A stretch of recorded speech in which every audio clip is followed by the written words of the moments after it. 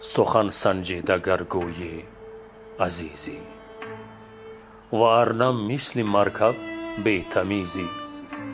سخن گفتی اگر باشد همه راست، کجا دیدی کسی از تو قسم خواست. سخن جو شو ز پرگویی حذر کن، سخن گر خواهی گفتن مختصر کن.